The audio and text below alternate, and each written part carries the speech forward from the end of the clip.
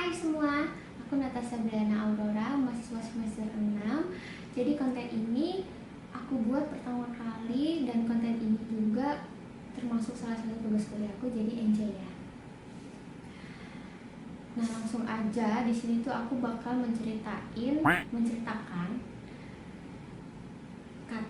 Nah, di sini aku bakal menceritakan kasus pembunuhan yang terjadi di California, tepatnya di daerah Lake Elsinore, yaitu kejadiannya dimulai pada tanggal 10 Maret 1994 di sebuah toko barang antik yang suasananya itu cukup lengang, yang ada hanya satu orang perempuan berambut pirang, umurnya sekitar 30 tahun, dan seorang wanita juga penjaga toko yang bekerja sebagai paruh waktu usianya sekitar 50 tahun bernama Dorinda Dawkins.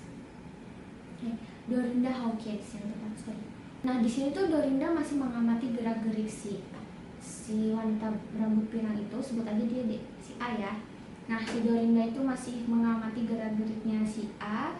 Ya, awalnya masih normal-normal aja. Si A masih jalan-jalan, masih ngeliat barang-barang antik kayak pengunjung lainnya gitu. Nah, tiba-tiba si A itu minta tolong ke Dorinda, bisa nggak bantu aku cari suatu barang yang ada di belakang, di bagian produksi, siapa tahu ada barang yang bakal aku beli. Nah, akhirnya Dorinda nganterin dong ke bagian belakang toko, yang bagian belakang toko itu tepatnya buat produksi barang. Nah, setelah diantar ke bagian belakang, ternyata nggak lama si A bisa-bisanya mencekik Dorinda dari belakang menggunakan seutas tali berwarna kuning. Di situ Dorinda sudah terancam nyawanya kan. Nah, Dorinda itu berusaha menarik talinya, berusaha bernafas, dan pada akhirnya Dorinda pun lemas dan pingsan. Tapi belum sampai meninggal, si A langsung pergi gitu aja, meninggalkan Dorinda yang pingsan dan mengambil beberapa barang milik Dorinda dan toko. Abis itu si Dorinda akhirnya bangun dari pingsan dan buru-buru telepon polisi meminta bantuan karena sudah terjadi kejahatan di tokonya kan. Setelah Dorinda terbangun dan pulih dari sakitnya, akhirnya polisi langsung meminta Dorinda menceritakan kejadiannya dan ciri-ciri sang pelaku seperti apa. Namun pada saat polisi melakukan olah TKP di toko barang antik tersebut, polisi tidak menemukan tali kuning yang Dorinda ceritakan untuk mencekik dirinya. Yang polisi temukan hanyalah beberapa barang toko hilang dan barang-barang milik Dorinda. Kasus yang dialami Dorinda ini membuat polisi sangat terkejut karena di tahun itu, khususnya di daerah California, Amerika Serikat tuh jarang sekali kasus percobaan pembunuhan seorang wanita yang akan membunuh wanita juga. Dan lebih mengejutkannya lagi, ternyata Dorinda bukan korban pertama si A. Jadi sebelum menyerang Dorinda, ternyata si A itu udah punya korban lainnya. Nah, korban lainnya itu seorang nenek berusia 87 tahun yang bernama Norma Davis yang tewas sangat mengenaskan di rumah. Norma Davis tewas akibat 2 tusukan di bagian dada dan leher, dan pisaunya itu masih tertancap di lehernya si Norma sampai lehernya itu hampir putus. Polisi juga sebelum itu polisi mengolah TKP di rumah Norma. Ternyata polisi menemukan seutas tali atau kabel juga, dan jejak sepatu. Pasti ketahuan nih, udah nemu jejak sepatu kan. Terus apalagi kan Dorinda udah bercerita tentang ciri-cirinya. Terus tak ada bukti pelaku memasuki rumah dengan paksa, sehingga polisi menduga pelaku tersebut mengenal korban. Jadi si A itu kenal sama si korban sebelum dibunuh. Ternyata mungkin dia tetangganya atau gimana ya, soalnya kan satu lingkungan. Terus setelah hasil otopsi yang dikeluarkan, ternyata Norma ditusuk 11 kali, lalu pada akhirnya pisau tersebut ditancapkan di leher Norma. Nggak sampai di sini, masih ada korban selanjutnya. Tadi udah ada 2. Yang satu namanya Dorinda, penjaga toko. Yang satu nenek-nenek usia 87 tahun namanya Norma yang ditusuk lehernya hampir Nah, ada korban lagi. Korban selanjutnya itu hanya berselang 2 minggu setelah kejadian tersebut, yaitu pada tanggal 28 Februari 1994. Nah, korbannya itu bernama John Roberts. John Roberts itu usianya 66 tahun yang tewas akibat cekikan di leher dengan menggunakan kabel dan sebuah botol anggur. Berarti udah ada satu korban yang hampir terbunuh dan 2 korban yang sudah terbunuh. My God.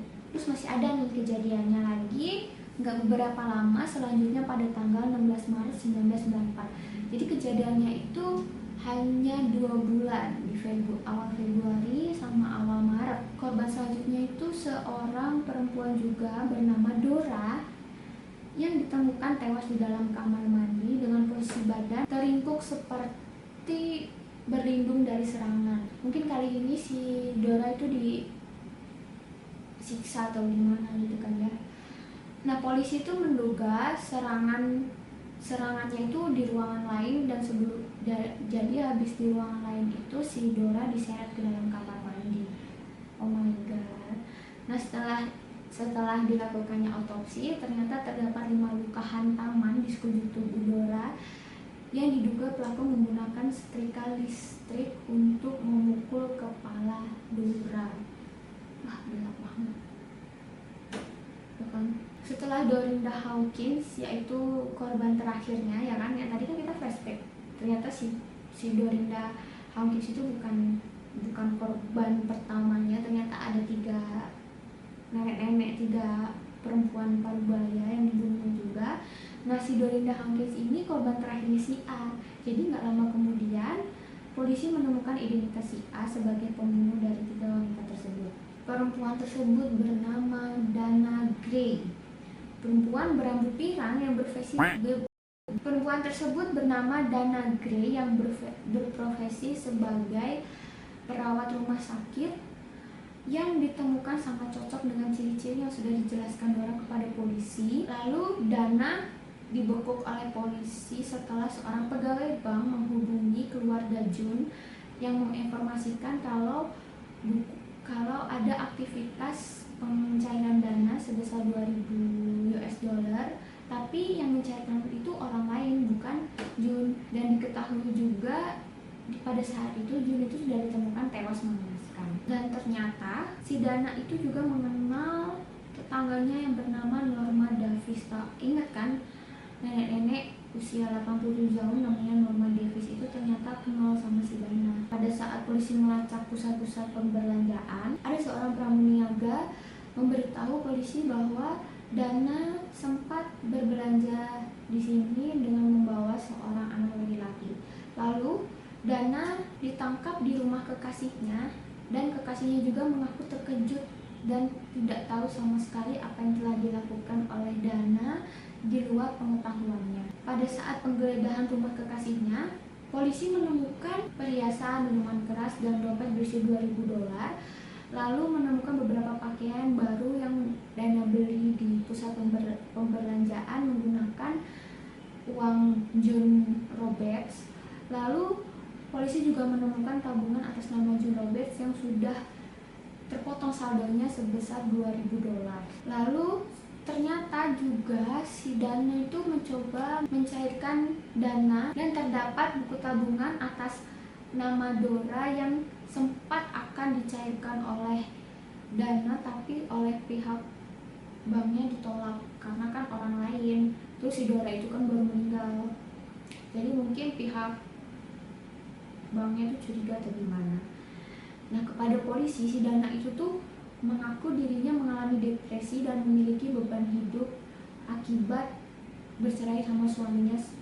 Jadi dia punya suami sebelum sama kekasihnya yang sekarang. Tapi ya beban hidup, semua orang juga punya beban hidup kan.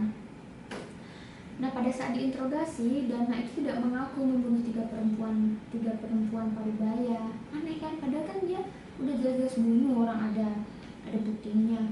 Nah, dia malah mengaku dia hanya mengambil kartu kredit milik John Roberts, dan si Dana itu sempat menyatakan bahwa dia tidak tahu bahwa itu adalah milik, ada buku rekening bernama Dora itu, katanya dia nggak tahu, dia dapat buku rekening Dora itu dari seseorang. nggak mungkin juga kan, nggak masuk akal. Pada saat diinterogasi, Dana tuh sempat bilang begini, saya tidak bisa menahan diri untuk tidak membeli barang-barang yang saya lihat di mall. Berbelanja adalah salah satu cara saya menyenangkan diri sendiri. Semua orang juga begitu, Neng. Aku juga nggak tahan, makanya jangan ke mall, ya kan? Berita penangkapan Dana itu menuai pro dan kontra, karena di tempat kerja dan lingkungannya itu Dana terkenal sebagai wanita yang rajin, suka menolong, baik hati, dan rajin bekerja juga. Tapi tidak disangka ternyata dia adalah pembunuh berantai. Setelah itu pada tanggal 9 September 1998, pada saat itu si Dana umurnya 40 tahun, akhirnya mengaku bersalah telah membunuh 3 wanita parubaya dan melakukan percobaan pembunuhan terhadap korban terakhirnya si Dorinda Hawkins. Atas pengakuannya ini si Dono. Atas pengakuannya ini Dana dihukum hukuman penjara seumur hidup. Buat kalian jangan sampai ya, karena kalian ingin belanja, apalagi sekarang ada Shopee Pay Later, terus kalian beli akhirnya tumbuh rasa ingin mencuri, terus lalu membunuh, malah jadi kriminal, masuk penjara kan. Jadi manusia emang diciptakan karena nafsu dan egonya, dan hal tersebut memang manusiawi. Saya juga ada nafsu dan ada ego, tetapi hal yang dilakukan oleh Dana sangat salah dengan membunuh beberapa orang untuk memenuhi nafsu dan egonya. Itu merupakan tindakan yang tidak manusiawi. Selesai sampai di sini ceritanya. Saya Natasha, goodbye.